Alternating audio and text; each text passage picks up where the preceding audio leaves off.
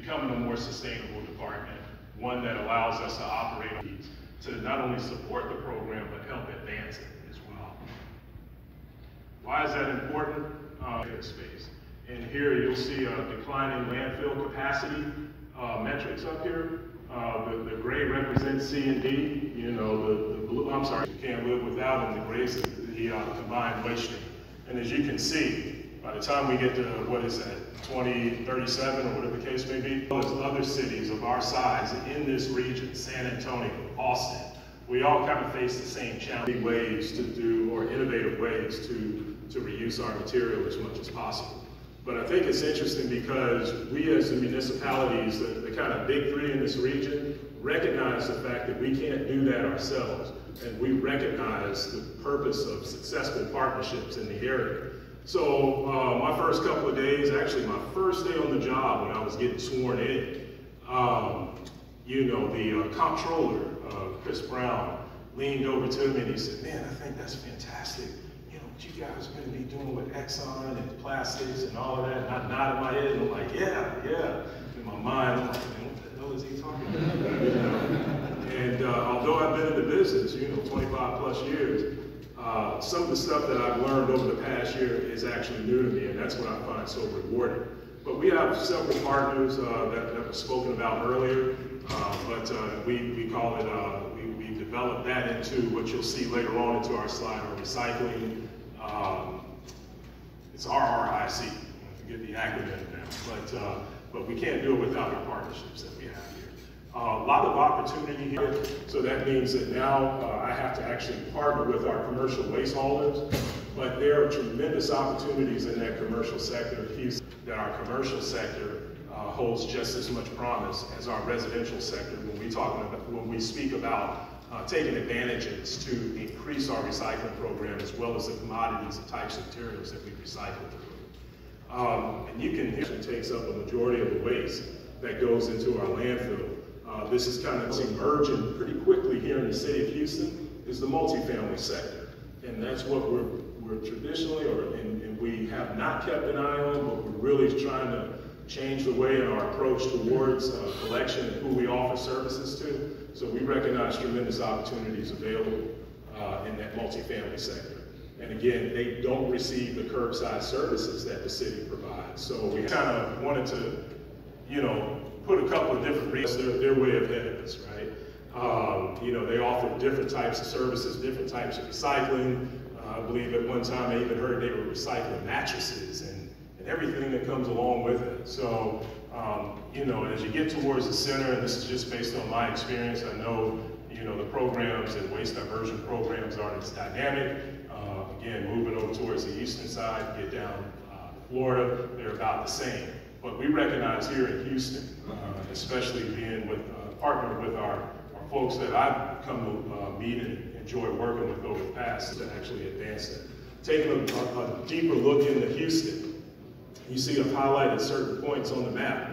Those dots either represent neighborhood depositories, those residents can utilize, they can take their materials to, recycling, yard waste, whatever the case may be, and be able to drop those items off for either repurposing or recycling, and it creates other delays and other monsters that we have to deal with. To advance our recycling program, create more discharge points throughout the city service and improve the efficiencies of that service we provide so that ultimately we can deliver one, on-time service, and then two, improve the quality of materials that we recycle, you know, throughout the past years. I apologize, my eyesight is not what it used to be, so you all would have to bear with me a little bit. But, you know, just gives you a little description of the total tons. All right, so what I wanted to highlight in yellow on the next, to give you a sense of how Houston stacks up with the rest of the cities throughout Texas. And as you can see, in home service, you know, we're about 309 really elected for just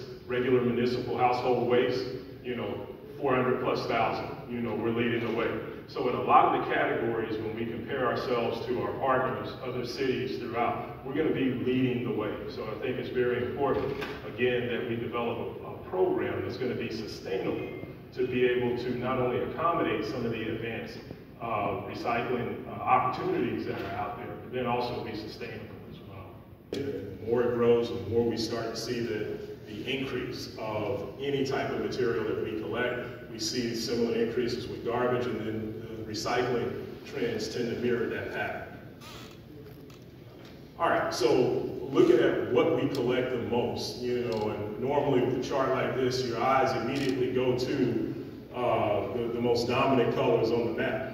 But when I was putting this together, and Veronica and I were working on this, I see the opportunities being the greatest for the colors that are least shown on the map. Of course, we know about our cardboard. Of course, we know about our PETs and all the recycling and all the plastic jugs and stuff that we recycle. But because the industry has never really been focused on the additional opportunities out there, because it involves plastic films and the plastic bags and those other opportunities, you see those colors are least represented on that pie chart. So we look forward over the next couple of years to expanding the size and the width of what that pie chart or the components actually occupy in the materials that we recycle. ExxonMobil, FCC, Cyclics, Lyondell, as I mentioned earlier, we get in other commercial communities, but we're really starting to see the advancements of that program. Engaging the community, again, changing the way we think, from the curbside, we work with schools as well as entirety. You'll see exactly what I'm talking about with what these partnerships can do. When I first arrived here to the city of Houston, those of you who may be familiar with Houston, we have an area called King out to this location for a BOPA event, batteries, oils, paints, collection drive that they were having that day. And it was my first event that I went to, and the team was wonderful. They had everything set up, just right. And cars would come in and they would declare what type of chemicals they have, what they, paint solvents that they have, and our staff would direct them. But then on the other side of this parking lot, I see all these people coming up, like a big flea market. And these people are driving their cars, parking their cars, getting their bags out, they're getting their commodities out, and they're walking it over to these various recycling bins and stations that we have out at that location. And when I tell you it was like a flea market, I said, it's gotta be something else going on. We saw the passion that we saw, the commitment that I saw from the residents who were taking the time to put this material in their car and drive to this location was simply amazing. And remember, I've been in the business for a long time.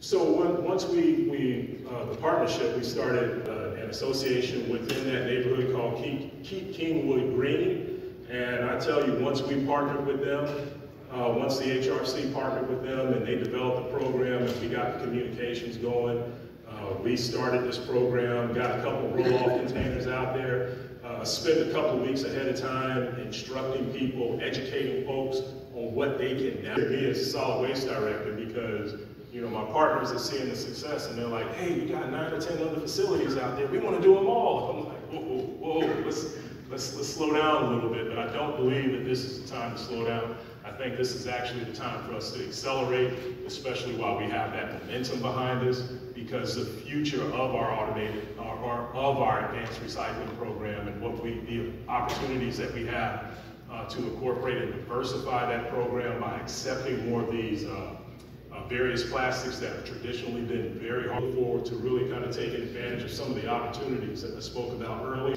We really need to get out there, let people know who we are, what we do, what some of the challenges that we currently have in our program. I'm actually seeing us taking advantage throughout the nation are unable to do at this time. So, again, I want to thank our partners out there, especially the recycling collaboration, the HRC, as well as the RRIC partners that are out there, because I think the best is yet to come. So look forward to answering questions later on during this time. Thank you.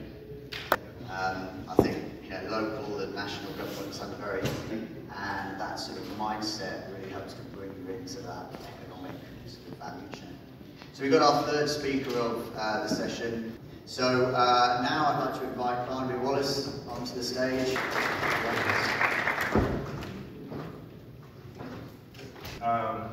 Thank you for the World Economic Conference for inviting me here to speak to you today. I have the enviable position of addressing you in this last session. So I will be brief. More critically is the last session before happy hour and dinner. So I want to make sure I get through this as quickly as possible. But I do want to provide to you today a brand owner's perspective on circularity, or at least minimally a Mars perspective. And to some degree, a little bit about Mars. Private company owned by the Mars family still. We have a range of beloved brands, of which 10 of them are billion-dollar brands. Cross-segment responsibility to help source advanced recycling to support our PCR commitments. Here's a picture on the right of a Mars bar that was found on a beach in Cornwall after 33 years on a beach.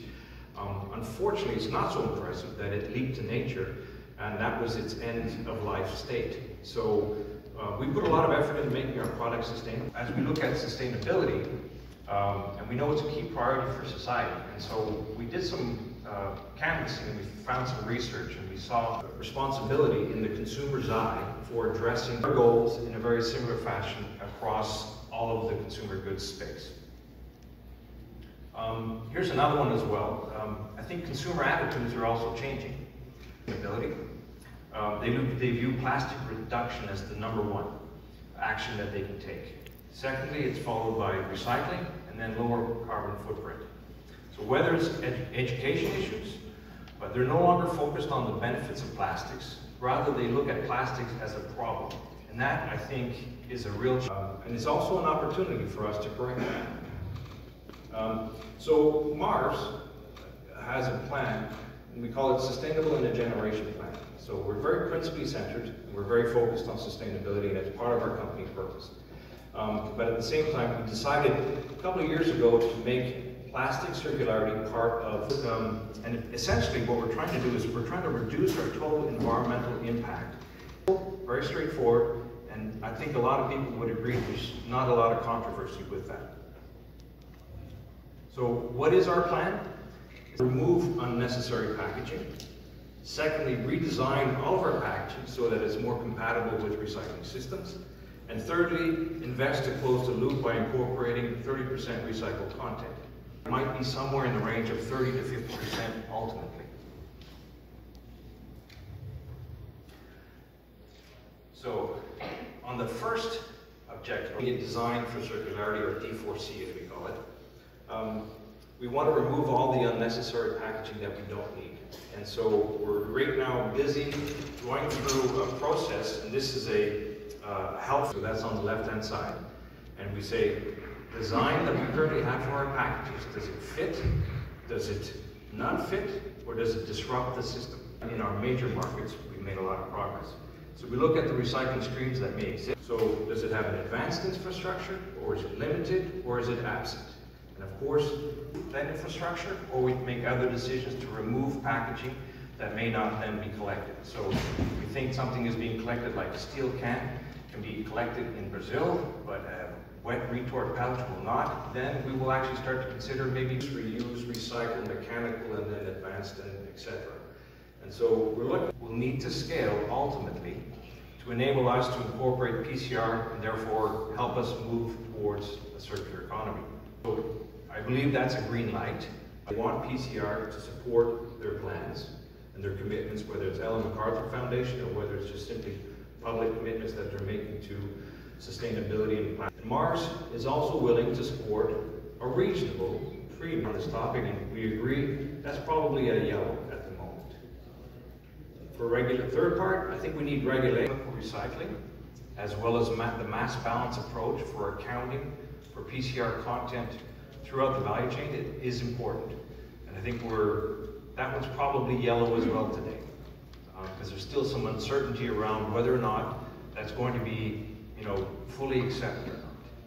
And then finally, the technology and the economics has to be in place. So what is the scalable technology that addresses the economic and technical challenges of safely processing plastic waste, right, while managing the investment uncertainty of a 20-year asset?